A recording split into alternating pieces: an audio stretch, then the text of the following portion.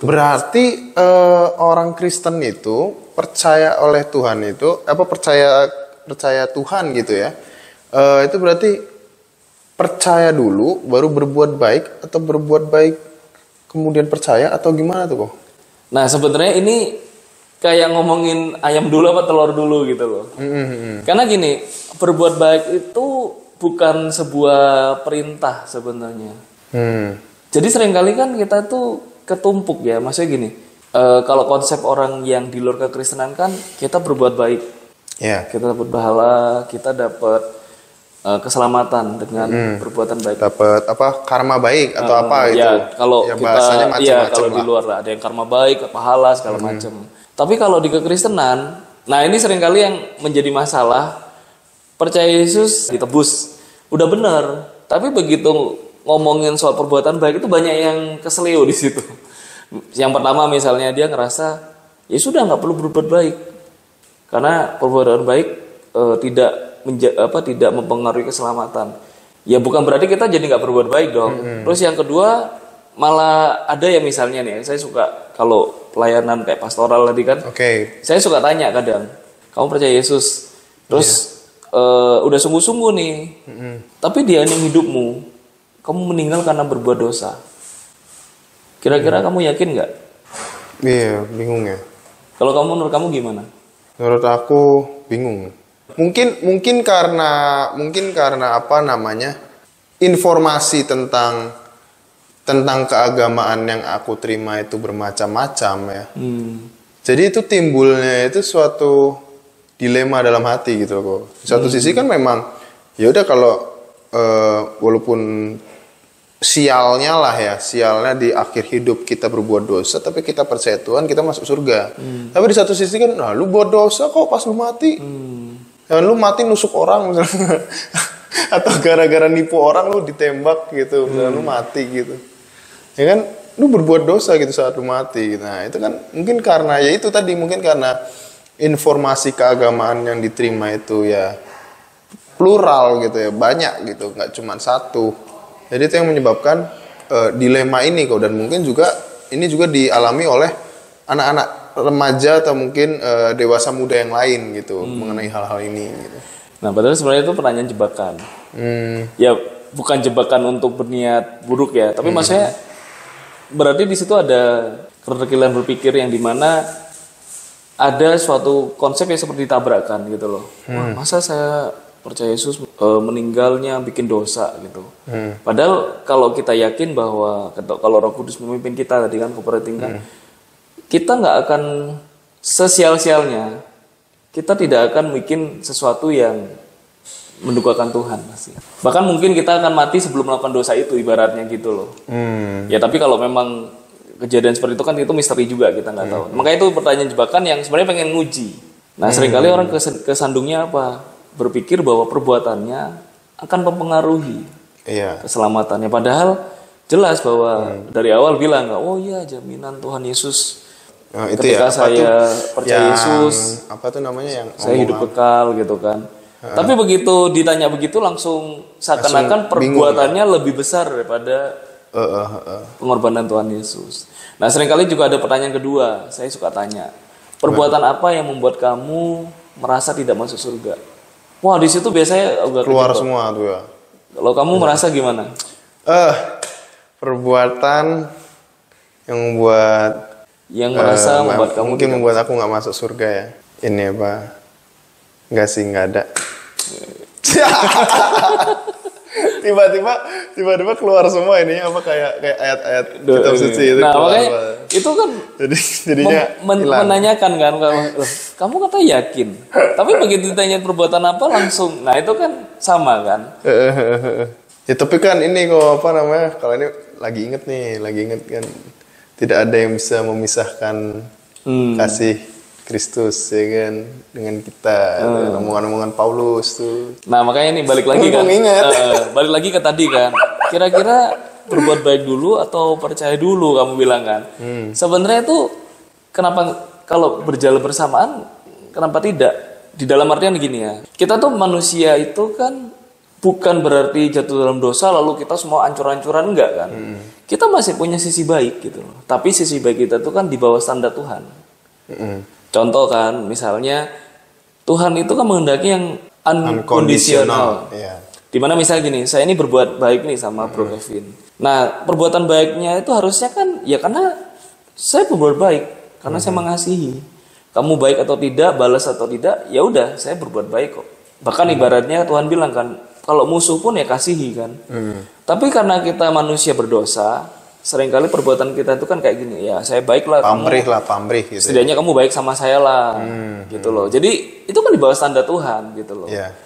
Ya dengan dosa-dosa yang lain yang membuat kita jadi degradasi juga kan. Tapi secara kebaikan, manusia masih ada kebaikan, gitu loh. Sekalipun di bawah standar Tuhan. Nah jadi waktu kita percaya kepada Yesus, harusnya ya kita tetap berbuat baik dengan artian kalau di luar kan semua menuntut memenuhi hukum kan. Jadi perbuatan baiknya itu kan karena berdasarkan hukum. Nah kalau kita kan udah dibilang kan kita tidak melakukan hukum Taurat, tapi hukum kasih. Nah ini seringkali juga orang salah tangkap. Hukum kasih berarti kayak ibaratnya udahlah yang penting mengasihi, ngawur-ngawur juga yang penting kan kasih. Nah itu salah gitu loh. Sebenarnya standar yang lebih tinggi. Contoh nih, kayak kamu kan kerja nih kan. Kalau kamu kerja dengan karena supaya kamu nggak melanggar, oh takut dipotong gaji nih, ya udah saya nggak telat. Dengan karena kamu mencintai pekerjaanmu, hasilnya lebih yang mana kerasanya? Karena mencintai pekerjaan. Kamu akan datang mau masalah dihukum atau enggak, saya akan datang lebih awal bila perlu kan. Yang ngepres misalnya kan ada, misalnya kayak tadi mogok gitu kan. Tapi kalau misalnya orang yang memenuhi hukum, ya dia cuma karena ya supaya nggak melanggar. Jadi harusnya hukum kasih itu lebih tinggi. Nah disitulah yang harusnya gini, ketika kita percaya Yesus, yang awalnya kita itu karena supaya nggak dihukum, supaya saya nggak ngelukain orang, kita tuh dirubah harusnya ya karena saya mengasihi Tuhan gitu. Saya melakukan ini untuk mengasihi Tuhan. Makanya kalau saya bilang lakukanlah untuk Tuhan. Berarti bagi konsepnya Kristen itu berarti kita berbuat baik itu sebagai respon kita, berarti respon ucapan syukur harusnya. Kita, respon kita terhadap kasihnya Tuhan. Kasihnya Tuhan. Bahkan harusnya perbuatan baik kita tuh jadi berita baik buat orang. Kan gimana orang melihat Kristus melalui kita gitu kan. Kita kan kitab terbuka. Bahkan makanya kalau kita ini kan lagi mau memperingati Pentakosta kan.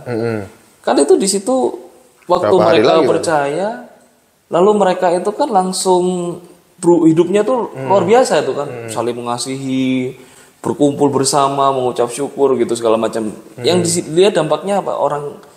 Mereka disukai orang banyak, dan Tuhan tambahkan mereka. Jadi perbuatan hidup orang Kristen tuh harusnya malah bikin orang itu melihat Tuhan gitu loh. Jadi bukan karena ya saya orang Kristen masa nggak berbuat baik, itu kan masih kita standar biasa. Apalagi yang orang bilang ya orang udah percaya Yesus nggak usah berbuat baik lagi, wah lebih parah itu.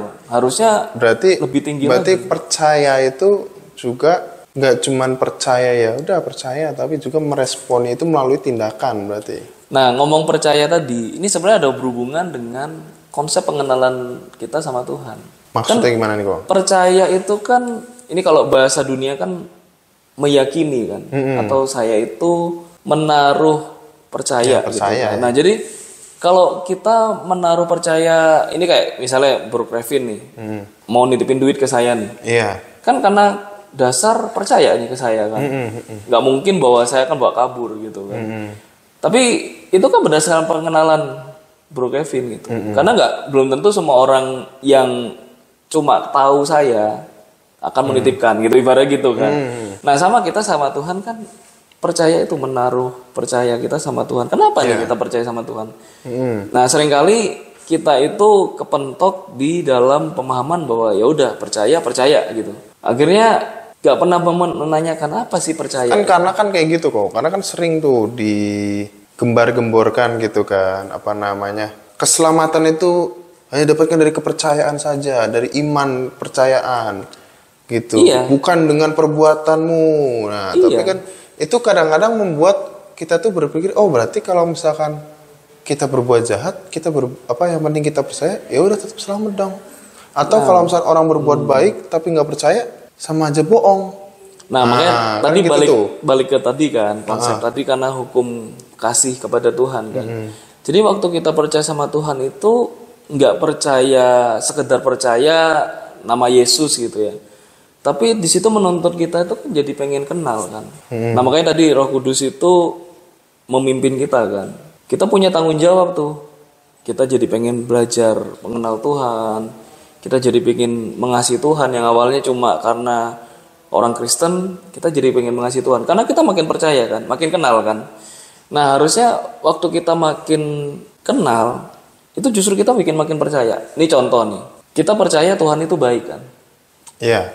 Tapi akan berbeda dengan orang yang dia sudah mengalami pergumulan bersama Tuhan, lalu dia melihat Tuhan menolong dia dan kebaikan Tuhan yang menyertai dia. Jadi ketika dia punya masalah yang lain, dia tetap percaya dengan konsep bahwa memang Tuhan baik karena dia ngalamin dan dia mengenal Tuhan yang baik itu dalam pergumulan dia. Beda sama orang yang kamu percaya Tuhan baik, percaya, tapi enggak, kosong gitu loh. Nggak ngerti. Begitu dia dapat masalah, padahal masalahnya mungkin gara-gara dia sendiri nih, teledor atau dia nggak bener. Tuhan katanya engkau baik, kok saya ngalamin kayak gini. Nah, makanya ketika kita percaya itu juga menuntut kita itu pengenalan kita sama Tuhan.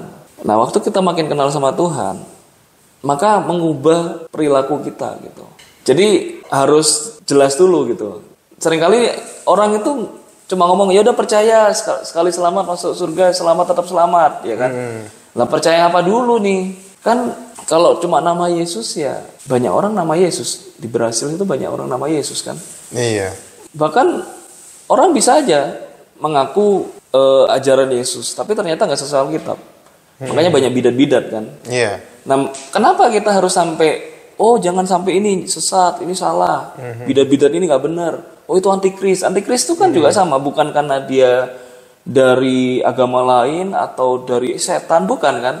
Antikris itu kalau kita baca di surat Yohanes tuh dari kalangan orang Kristen sendiri loh, yang mengajarkan bertentangan dengan Kristus yang sebenarnya. Nah jadi kalau kita percaya tapi nggak punya pengenalan yang makin kerinduan untuk makin kenal Tuhan, ya juga perlu direnungkan gitu. Percayanya tuh percaya apa gitu.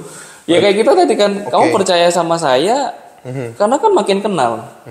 Nggak mungkin percaya berarti lalu percaya itu nggak cuma percaya doang, tapi ada pengenalan iya, akan Kristusnya itu ya. Percaya doang pun kita harus paham apa itu percaya gitu loh. Ketika kita percaya sesuatu kan berarti kita mengenali kan, atau kita meyakini bahwa ini yang memang betul. Saya bisa percaya gitu. Oke, dan berdasarkan pengenalan itu kan? Akhirnya respon kita adalah menghidupi seperti Kristus itu sendiri. Iya, gitu karena ya, kita makin kenal Tuhan nih contoh. dan itulah baru namanya itu percaya tuh seperti itu gitu ya gue ya.